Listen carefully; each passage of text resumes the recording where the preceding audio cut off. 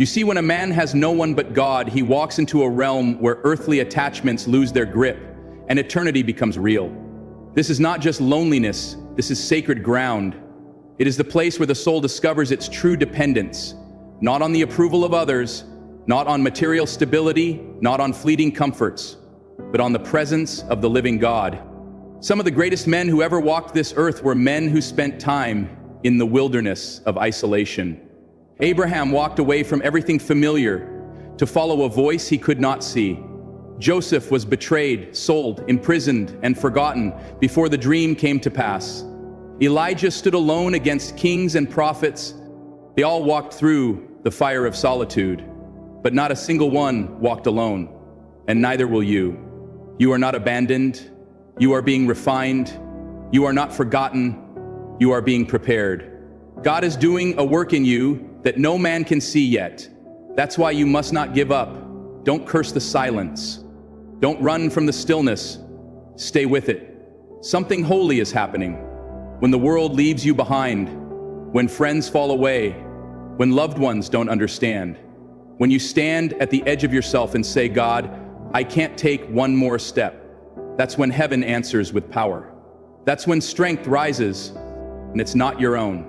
That's when peace comes in the middle of a storm, not because the waves stop, but because you finally saw the one who walks on water. Faith is forged, not in comfort, but in contradiction. When everything says you're alone, yet you choose to believe you're held. When everything says you are finished, yet you hear the still small voice say, I'm not done with you yet. That's faith, that's fire-tested belief, and that is unshakable. God has always been in the business of showing up when all other options are gone. He doesn't need favorable conditions. He doesn't require a crowd. He doesn't wait for perfect timing. By human standards, he steps into the prison cell, into the lion's den, into the fiery furnace, not after the crisis, but right in the middle of it. And he does it again and again for those who call on his name. You may be feeling overlooked today. Maybe no one sees your pain.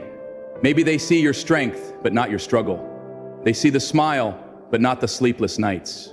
And maybe, just maybe, you've started to believe the lie that you have to carry this all on your own. But I came to tell you, you don't.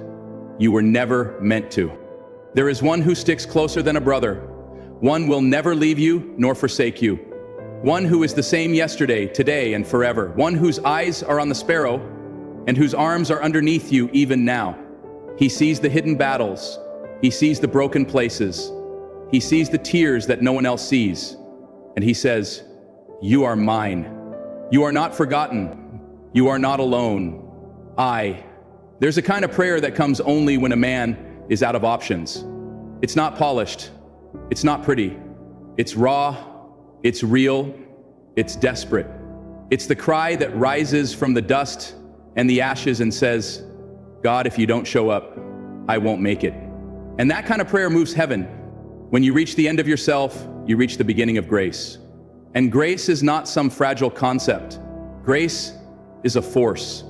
It lifts you up when your knees give out. It carries you when your strength is gone. It wraps you in mercy when you've failed again. Grace is the hand of God pulling you out of the pit, not because you earned it, but because he loves you. I don't know what valley you're walking through. I don't know what the silence feels like in your life, but I do know this. If you've got God, you've got everything you need. When the world fades, when people walk away, when doors close, God remains. And not only does he remain, he restores. God doesn't just sit with you in your brokenness, he rebuilds you. He doesn't just comfort you in your sorrow, he gives you beauty for ashes. He gives you strength for your weakness. He turns mourning into dancing. He turns weeping into joy. There is a future for you. There is hope beyond the pain. There is life after the loss, but you won't find it chasing the approval of people or the pleasures of this world. You'll find it on your knees, alone, with the one who shaped you in the wound and knows the number of hairs on your head. Don't despise this season. Don't rush the process. Lean into it. Let it purify you. Let it simplify you. Let it draw you closer to the only one who can satisfy the deep places of your heart. This world is full of noise, opinions, distractions, lies. But when you're alone with God, that noise fades.